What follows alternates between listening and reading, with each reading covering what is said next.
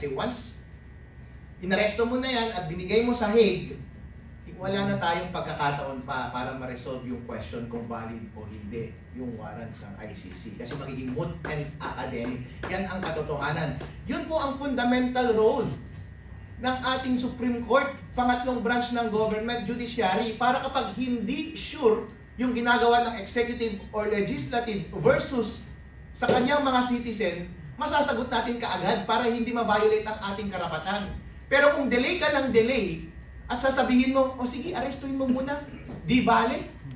Meron naman siyang habeas corpus pag na-aresto siya. Eh alam mo naman, once na-aresto siya, dadalhin siya sa Hague and manenegate na. Mare-rendered nugatory na yung kanyang remedy. Eh it is as good as depriving him that fundamental right.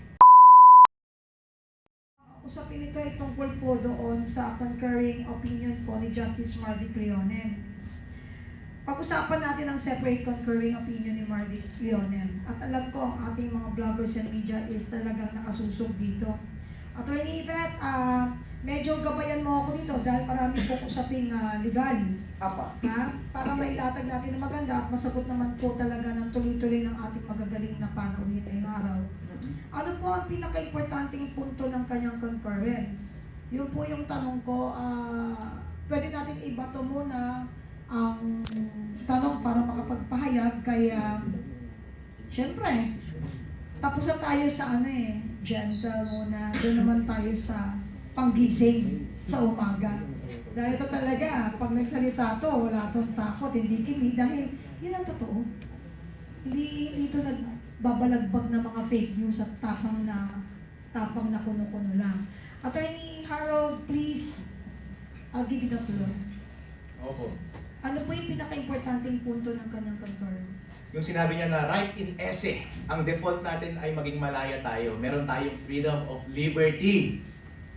Kasi po, ang sinasabi ng main opinion, wala kang default right of liberty kapag in question pa yung validity ng ICC warrant. Pero sabi ni Justice Lionel, hindi, mali majority. Meron siyang default right of liberty. Kaso nga lang, yung second element ng TRO, sabi niya, na dapat merong about na gawing illegal yung gobyerno bago mo i-issue yun, hindi rin natin sure yun, sabi niya. Kasi nga precisely dahil hindi pa na-decide yung question ng validity ng ICC warrant. Eh dun siya, nanghina siya dun. Medyo mahina yung decision na yun. Kasi hindi siya practical at hindi pragmatic. Kasi ang discussion ng dissenting, ang sabi niya, yun nga hanggat hindi tayo sure kung valid o hindi ba dapat mag-err tayo on the side of upholding liberty? Yung right ng tao? Yun dapat. Lalo na't yun yung malinaw sa ating konstitusyon. Yun po yung sinasabi niya. Lalong-lalo na yun nga ang purpose ng TRO, yung mga interim remedies Para hanggat hindi tayo sure kung legal o hindi ang isang bagay, wag muna tayong magmadali. Wag muna nating sirain ang kalagayan ng bawat isa. Kaya dapat ibalik muna natin sa status quo. Hindi bali kapag nag-decide naman kami, malinaw naman ang sagot So instead, na mag-declare kayo na i-deny ninyo yung TRO, Supreme Court, dapat ang gawin ninyo ay bilisan nyo na lang mag-decide sa main case. Para hindi in limbo yung question ng freedom ni Senator Bato. At ngayon sasabihin ninyo, kapag na-aresto ka, mag-habeas corpus ka na lang. Wala na pinadala nyo na sa mga loko-lokong mga nasa gobyerno natin. Kung magiging complicit ang Supreme Court kapag ganun ang nangyari, dahil tinakpan niya ang kanyang mata sa katotohanan on the ground. Dahil ang katotohanan on the ground po malinaw ang plano ng gobyerno. Dali-dalian ang pag-aresto, ipapadala agad sa Hague para hindi na nila hawak ng jurisdiction. Kapag ganun po ang nangyari, wala nang power yung Supreme Court. Wala na rin power yung local processes natin. Eh di pinagbigyan mo na sila. Kung baga, pinagbigyan mo na, in the end, what if kung nag-decide ka na illegal pala yung ICC warrant? O di, ibig sabihin, dahil sa kakulangan mo, na-deprive tuloy ng kalayaan ng isang tao. Tinapakan mo ang kanyang kalayaan at ang karapatan niya to undergo due process. Eh malamang complicit ka because of your delay. Kaya yung sinasabi ng taong bayan na hindi na sila satisfied sa performance ng Supreme Court, sa performance ng legislature dahil kasabwat sila sa pagnanakaw, sa performance ng executive dahil sila yung pasimuna ng pagnanakaw, hindi natin po sila masisisi kung meron silang hinihiling na letter R. you very much, Attorney Harold. Kanina nabanggit niyo po yung pagtanggal or tinanggal yung piring sa mata. Ganun po ba? Ano po ba yung binanggit niya tungkol doon? Okay lang po yung nakapiring kasi naniniwala ako, pag nakapiring ang mata mo, balanse yung timbang. Ang nakakatakot dyan, baka yung timbangan sira na rin. Bukod po doon sa nakapiring, no? Mas maganda nga po yun na kahit tanggalin mo, huwag mo lang sisirain yung timbangan. Ang masama dito, tinanggal yung piring, parang personality yung batayan. So, yun ang masakit sa ating mga Pilipino. Attorney, moving forward, baka po may sususog po na kasagutan si General General Garcia. Anyway, I have my second question. Okay, sir, sorry po. Please, do the honor.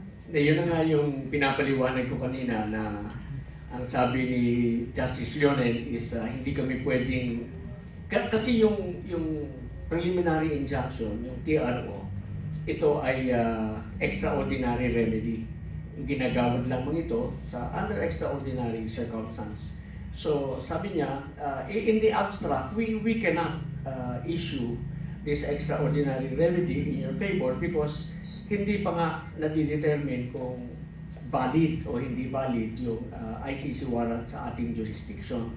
So, kumbaga, parang ang nangyayari, ang gustong sabihin doon is ina-anticipate ni Senator Bato na yung kanilang magiging desisyon doon sa main case. No? So, nandito tayo para magpaliwanag ng desisyon ng Korte Suprema, hindi para i-criticize or anything, no? Kasi pending pa yung kaso hindi pa maaaring pwede nating sabihin whether or not we can disagree with it. Masasabi lang natin, mapaliwanag natin sa inyo yung rason kung bakit nila hindi iginawad yung TRO because hindi kompleto yung requirements. Yun yung sinasabi ni Justice Leonen at ang pinapaliwanag ni Justice Leonen is that sabi niya, hindi pa naman namin na-decision ng main case and that this is not to preempt our decision and we expect that that decision is going to be a landmark, very important decision concerning our constitutional law natin sa ating jurisdiction. Ano po?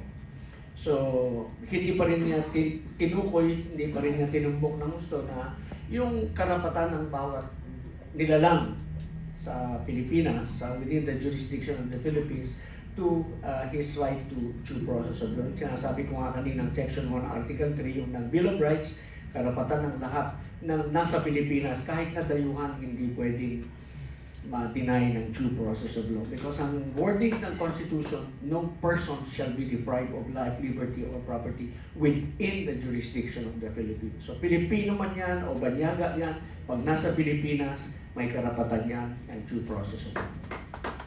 Thank you very much, General. Katanungan, tama bang sabihin na para kay Justice Leonen, ang kanya pong stand, premature pa para pigilan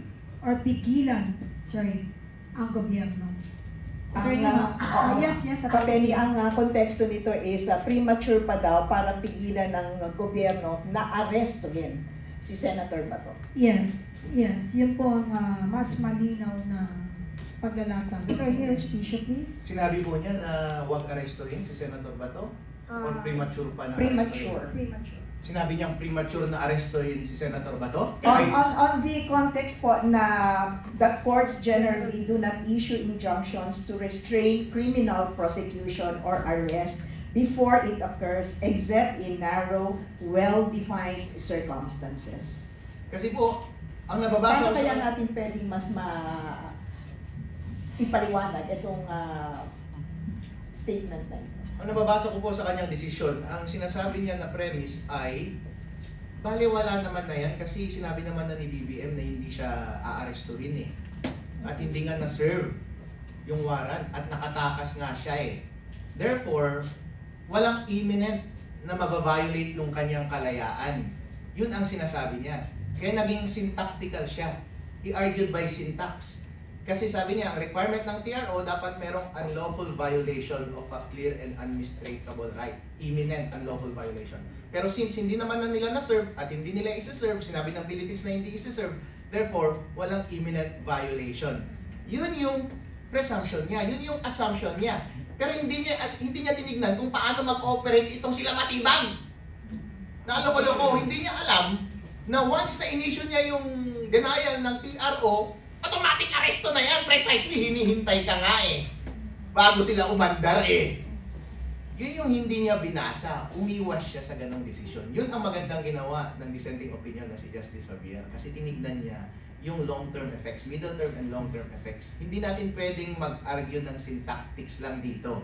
Ang tignan natin yung fundamental right ng tao. Tignan natin yung options available sa atin. Kapag in-uphold ba natin or dineny natin, anong magiging consequence? Ito ba yung consequence na gusto natin?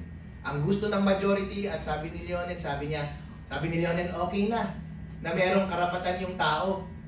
Sige na, pag habeas corpus na lang siya kapag na-aresto siya. Ayun, hindi mo tinignan yung totoong consequence. Malinaw na umiwas ka sa katotohanan. Dahil ang katotohanan is aarestuin siya kaagad-agad. At yun yung tinignan at kinonsidera ni dissenting opinion Justice Javier. Kasi once inaresto mo na yan at binigay mo sa Hague, wala na tayong pagkakataon pa para ma-resolve yung question kung valid o hindi yung warrant ng ICC. Kasi magiging moot and academic. Yan ang katotohanan. Yun po ang fundamental role ng ating Supreme Court, pangatlong branch ng government, judiciary, para kapag hindi sure yung ginagawa ng executive or legislative versus sa kanyang mga citizen, masasagot natin kaagad para hindi ma-violate ang ating karapatan. Pero kung delay ka ng delay, at sasabihin mo, o sige, arestuin mo muna, di bale. Meron naman siyang habeas corpus. Pag na-aresto siya, alam mo naman, once na-aresto siya, dadalhin siya sa Hague and manenegate na. Mare-rendered nugatory na yung kanyang remedy. It is as good as depriving him that fundamental right. O, hindi mo ginawa yung fundamental na trabaho mo bilang pangatlong branch ng gobyerno. Okay. Nakakatakot. Kasi akala nila magtatagumpay ulit sila. And bakit natin ginagamit yung term na tumakas? Hindi naman pa siya proven na pugante. Wala pa nga, wala siyang ginawang napatunayan na. Kapenny, gusto ko rin sana hingian ng opinion si General Garcia, no? Kasi nasabi rin po kasi sa decision ni Justice Leonen, no? Sabi niya po that this opinion, yung kanyang opinion, no, cautions against using provisional remedies to preempt law enforcement or confer immunity in advance. So dalawang panig, no? Anong sinasabi niya? Kailangan magdahan-dahan tayo mag-issue nitong TRO, injunction, status quo sa usapin dito, no, sa ICC warrant of arrest kasi ayaw natin na pangunahan yung trabaho ng paghuhuli sa kanya versus naman dun sa pagbibigay in advance, no, ng proteksyon naman dun sa isang hinahanap naman ng isang international court. So, being the older counsel right now, General, may we ask for your wisdom on this pronouncement of Justice Leonen. Dalawang side ho ang prinisita niya. Oo, dahil pinapaliwanag ni Justice Leonen, no? Senior Associate Justice Leonen, na ito ang preliminary injunction, isang extraordinary remedy. Kailangan ma-comply mo yung 4 na requirements na sinasabi na kailangan maipakita mo ng maliwanag para ipahintulot ng hukuman yung pigilan yung karapatan ng executive na ipatupad yung batas. At sinasabi niya na hindi maaaring, kumbaga, words ko na to, at your women caprice, mapipigilan natin yung wills of justice para yung mga katulad mo na ang tingin nila kasi, which is to me, I do not agree, no, he is already a fugitive from justice. Wala pa namang yung non-jurisdiction hindi pa maliwanag eh, no? So, yung mga ganon. So, yun yung ipinapaliwanag. In general terms, hindi niya sinuhusgahan dito on the basis of the present circumstance, but sinasabi lamang ni Justice Leonel na hindi natin pwedeng gamitin ang remedyo na ito na pangpigil para sa pagpapatupad ng batas ng ating executive.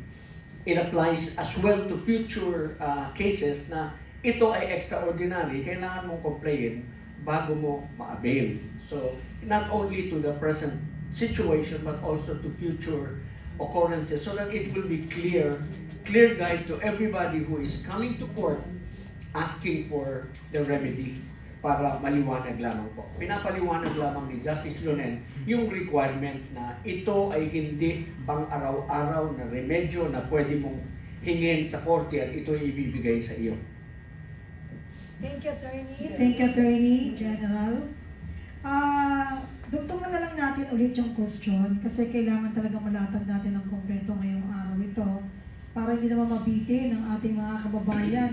Alam mo, uhaw na nga sila sa freedom. Uhaw pa sila sa mga dapat nilang malaman ngayon sa mga nangyari nitong past few days. Sa atin po mga guests, no, kay Attorney Harold, ano ang ibig sabihin ng kanyang posisyon sa judicial restraint? And Attorney Harold, this is something to do also with the portion of his separate concurring decision when he said that the judiciary should avoid premature intervention, respect the boundaries of its power, and allow legal and factual issues to be fully ventilated in the appropriate forum. This approach preserves the integrity of judicial processes and upholds the balance between individual rights, law enforcement, and the public interest. Ay, sob-sob na tayo sa judicial restraint. Parati na lang judicial restraint para protektahan ang kanilang institusyon at mga sarili. Paano naman yung karapatan ng ordinaryong mamamayan? Kapag ang involved ay karapatan ng ordinaryong mamamayan, walang kailangan na restraint. Kailangan mo ng courage! Intellectual courage para ipagtanggol ang kanyang kalayaan. Maging malinaw ka sa iyong desisyon. Kapag sa iyong desisyon sinabi mo meron siyang by default right to liberty, hindi mo pwedeng sasabihin sa susunod na paragraph na sandali lamang baka sumobra tayo. Napigilan natin yung executive na gumawa ng kanilang trabaho. Baka automatic mabigyan natin ng jurisprudence na karapatan yung isang accused na umiwas o magkaroon ng immunity kapag may valid warrant of arrest. Sir, huwag kang maging ambiguous.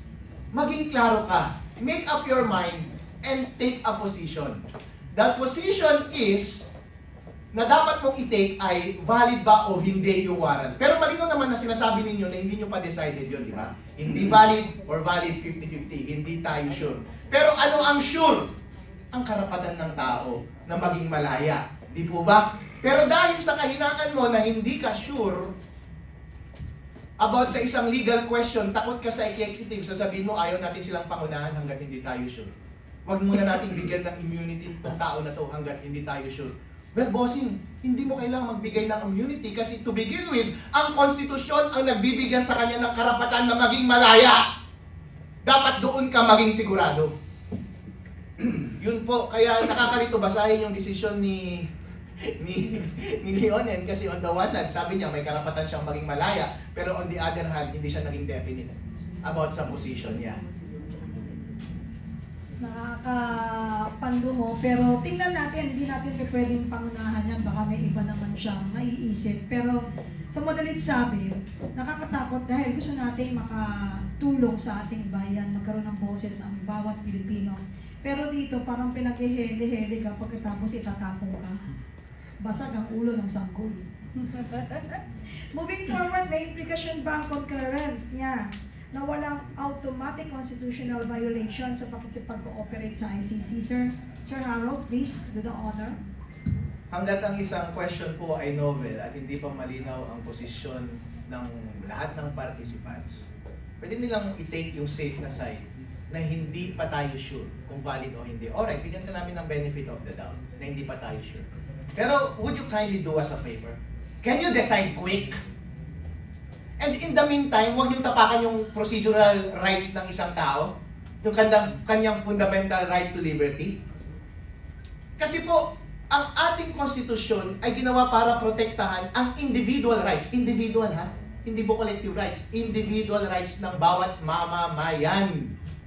Kapag nakita ninyo na kahit isang tao lamang ay natatapakan ang kanyang karapatan na maging malaya without due process of law, nasa inyo po na dapat siyang protektahan. Get out of your way na dapat siyang ipagtanggol.